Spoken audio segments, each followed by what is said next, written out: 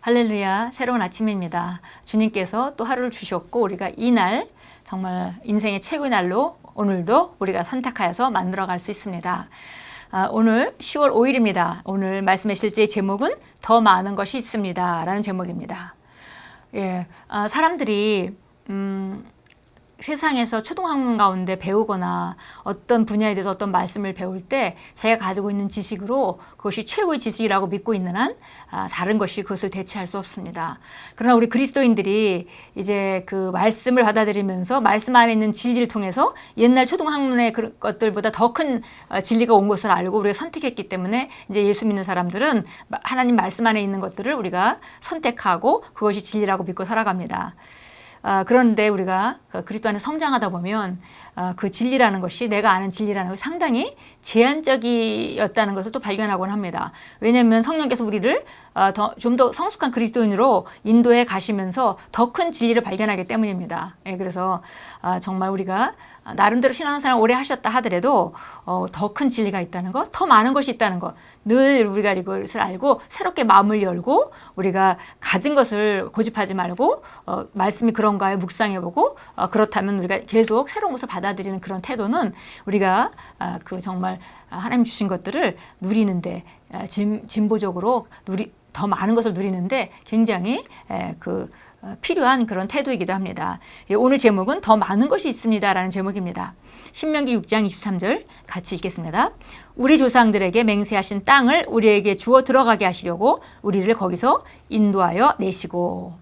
그래서 바로 이것은 구약에 보니까 애굽 땅에서 종살이하던 이스라엘 민족을 하나님께서 그들을 인도하여 내실 때 인도하여 내는 것이 목재가 아니라 그 억압에서 풀어주는 것이 목적이 아니라 그것은 과정이죠.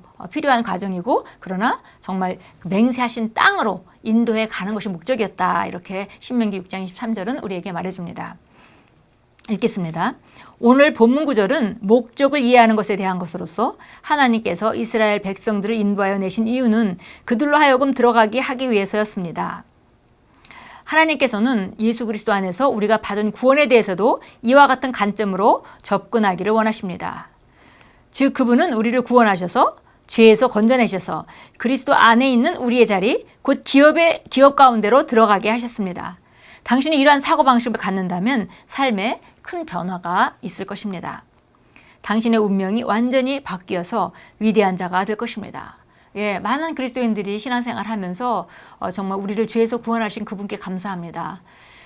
그렇지만 하나님의 관점은 마치 이스라엘 사람들을 애굽에서 꺼내나는 것 자체가 목적이 아니었듯이 그것은 정말 중요한 일이지만 결국은 가나안 땅으로 인도하는 것이 하나님의 목적이었듯이 우리 그리스도인들도 마찬가지로 우리가 죄의 삶 가운데서 끌어내어져서 이제 풍성하고 가나안 땅과 같은 그런 삶, 누리는 삶, 유업을 경험하고 살아가는 삶, 그 삶까지 나아가는 것을 하나님께서 기대하시고 또 우리를 그렇게 부르셨습니다.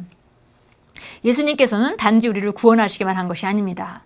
그분이 우리를 구원하신 데에는 이유가 있습니다. 기독교의 참된 메시지는 구원자이신 예수님에 대한 것만은 아닙니다. 그렇습니다. 그분은 구원자이시지만 우리를 구원하신 것보다 더 많은 일을 하셨습니다. 만약 우리를 구원하신 것이 그분이 오셔서 하신 일의 전부라면 그것은 기독교가 아닙니다. 구원받는 것은 목적을 위한 수단이었습니다. 이제 당신은 구원받았습니다. 새로운 세계에 오신 것을 환영합니다. 그러나 구원받은 것 이상이 있습니다. 하나님께서는 우리를 그분 자신과 하나 되게 하시려고 우리를 구원하셨습니다. 그러므로 우리는 의와 영광과 위대함과 통치와 탁월함의 자리에 있습니다. 하나님께서 이집트에서 이스라엘 백성들을 인도해 내신 목적을 다시 한번 유의해 보십시오.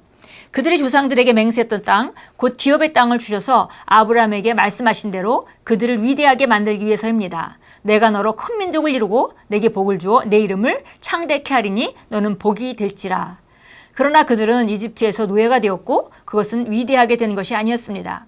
그래서 하나님께서는 그들을 이집트에서 구출을 해주셔서 그들의 삶을 향한 하나님의 목적을 깨닫게 하셨습니다. 그렇게 해서 그들은 하나님께서 원하시는 위대한 자들이 되었습니다. 그들이 노예였을 때에는 그 땅을 가질 수 없었기 때문에 하나님께서는 그들을 자유로운 곳으로 인도해 내시고 그 땅을 주셨습니다. 예수님께서 우리를 죄에서 건져내셔서 그분의 의를 상속받게 하셨습니다. 그분께서는 죽음과 고통과 가난에서 우리를 건져내셔서 풍성한 삶을 살게 하셨고 이 땅에서 매일 번영과 건강과 만족을 누리며 살게 하셨습니다. 이제 우리는 예수님을 모르는 사람들이 그분의 빛을 발견하여 그분을 알게 되고 그분의 의를 받을 수 있도록 도울 수 있습니다. 그것이 우리가 예수님을 증거하는 이유입니다. 우리가 정말 이스라엘 사람들의 삶에서도 보듯이 바로 또 그 아브라함에게 주님께서 말씀하셨던 대로 내가 너로 큰 민족을 이루고 내게 복을 주어 내 이름을 창대케 하리니 너는 복이 될지라, 너는 복의 근원이 될지라, 너는 다른 사람을 향한 복의 통로가 될지라, 이렇게 말씀하셨습니다. 이걸 볼 때 우리가 이스라엘 그 애굽 땅에서 빠져나와서 가나안 땅으로 들어가서 그 풍성함을 누리는 모든 과정들을 우리가 생각하고 또 아브라함의 삶에 대한 하나님의 관점을 생각할 때 우리 구원에 대한 관점도 똑같이 바라봐야 되겠습니다. 그래서 우리를 죄의 문제에서 정말 우리 억압한 그 사단의 권세에서 우리를 빠져나오게 한 것뿐만이 아니라 우리가 살아야 될 누림이 있고 그 누림을 통해서 우리를 통해서 다른 사람에게 또 아름다운 덕이 선포될 수 있도록, 이 복음이 선포될 수 있도록 바로 그 목적이 있다는 것을 우리가 알아야겠습니다. 그러니까 그냥 우리가 구원받았다고 그게 끝이 아닌 거죠. 내가 구원받았으니까 됐다 이게 아니라 내가 더 많이 누려야 될 삶이 있고 또 나를 통해서 구원받아야 될 사람이 있고, 그래서 우리가 복음을 증거해야 합니다. 그리고 그 복음은 바로 내가 경험하는 것만큼 보여줄 수 있는 복음이기 때문에 그 우리가 삶에 있어서 정말 하나님의 그 주신 상속 유업들을 실현해내는 것은 매우 중요한 일입니다. 결국 나는 내가 실현하는 것만큼의 왕국의 모습을 보여주고 있는 것이기 때문입니다. 우리가 정말 전진하고 정말 우리를 통해서 하나님의 아름다움이, 그분의 의가 더 드러날 수 있도록 예수님을 잘 증거하는 그런 효율적인 자로 우리가 매일매일 전진해야 되겠습니다. 읽겠습니다. 예수님을 우리가 증거하는 이유입니다. 예수님께서는 우리를 구원하셔서 다른 사람들을 구원하는 일에 우리를 그분의 동역자로 삼으셨습니다. 그러므로 당신은 이제 그리스도 안에 있는 우리의 구원에는 더 많은 것이 있다는 것을 알고 있습니다. 아멘. 우리 베드로전서 2장 9절로 가겠습니다. 베드로전서 2장 9절입니다. 우리 잘 아는 성경 구절입니다. 그러나 너희는 선택받은 세대요 왕같은 제사장이며 거룩한 나라요 그에게 속한 친백성이니 이는 너희를 어둠에서 불러내어 그의 놀라운 빛으로 들어가게 하신 분의 덕을 너희로 선포하게 하려는 것이라. 정말 이게 세 분야로 나뉘어져 있는데요. 보니까 너희는 선택받은 세대다. 많은 세대가 있었지만 너희는 그 중에도 선택받은 세대다. 그리고 너희들의 삶은 바로 왕 같은 삶이고 제사장 같은 삶이다. 그리고 거룩한 민족이다. 구별된 민족이다. 그리고 그에 속한 친백성이니, 그러니까 바로 우리가 어떤 자인지 알고 어떤 삶을 살아야 될지 우리가 그 삶을 누리면서 이는 너희를 어둠에서 불러내어 그의 놀라운 빛으로 들어가게 하신 분의 덕을 너희로 선포하게 하려는 것이라. 구원받았다고 만족해서는 안 되겠고요. 누림으로 가야 되겠고, 내가 구원받고 내가 정말 풍성한 삶을 사는 것으로 만족해서는 안 되겠고요. 우리가 정말 복음을 전하는 자로, 그분의 아름다운 덕을 선포하는 자로 나아가야겠습니다. 그것이 하나님이 우리를 향한 하나님의 뜻입니다. 사도 바울의 고백을 한번 들어보도록 하겠습니다. 우리 사도행전입니다. 사도행전 26장 보겠습니다. 사도행전 26장 16절부터 우리 18절까지 같이 봅니다. 지금 그 사도 바울이 그 자기가 다마스커스로 가는 그런 도중에 그 예수님이 나타나셨고 그것을 그런 과정들을 지금 왕 앞에서 간증하는 그런 대목입니다. 16절부터 우리 보겠습니다. 일어나서 네 발로 서라. 이는 내가 이 목적을 위하여 너에게 나타났음이니 내가 본 것과 내가 너에게 나타나게 될 일들에 대하여 너를 일꾼과 증인으로 삼고자 함이라. 보니까 이는 내가 이 목적을 위하여 내게 나타났다 그랬습니다.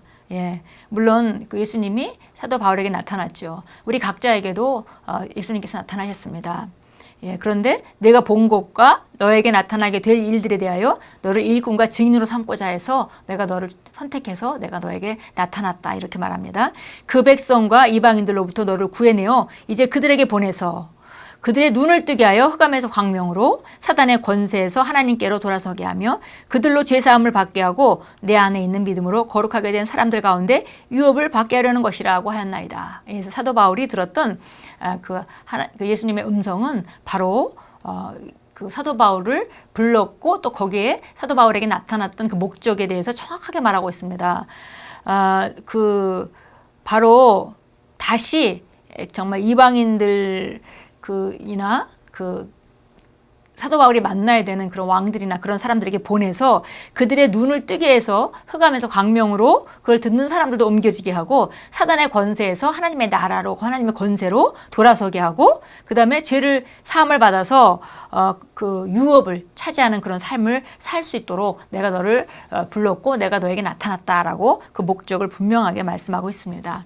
예, 하나님의 그런 목적은 정말 그 바로 구약에 있는 그 이스라엘 사람들의 역사나 아브라함의 정말 그 역사하셨던 하나님의 목적이나 또 이제 우리가 그리스도 예수 안에서 우리가 살고 있는 하나님 자녀가 된 우리에게 우리를 부르시고 나타나신 목적이나 동일합니다. 이것은 바로 우리가 구원받는 데서 끝나는 것이 아니고 우리가 하나님 예비하신 아름다운 삶을 살면서 다른 많은 사람들에게 그의 아름다운 덕을 선포하고 우리가 주신 그런 아름다운 그 삶들을 나누면서 보여주고 그들도 우리와 함께 동행할 수 있도록 하는 것입니다. 우리 함께 고백합니다. 하나님 아버지, 나를 이 땅에서 아버지의 하늘 왕국을 대표하는 자로 삼아주심에 감사드립니다. 나는 열방을 제자를 삼고 복음으로 나의 세상에 영향을 끼치며 잃어버린 사람들을 구원하고 사람들의 삶에 아버지의 평안과 의와 사랑과 기쁨과 건강과 번영을 세웁니다. 예수 이름으로 고백합니다. 아멘. 오늘도 주 안에서 승리하시는 하루를 만들어 가시고 정말 더 많은 것이 있습니다. 우리는 계속 전진하고 계속 발전하고 또 우리가 계속 증거하는 자입니다.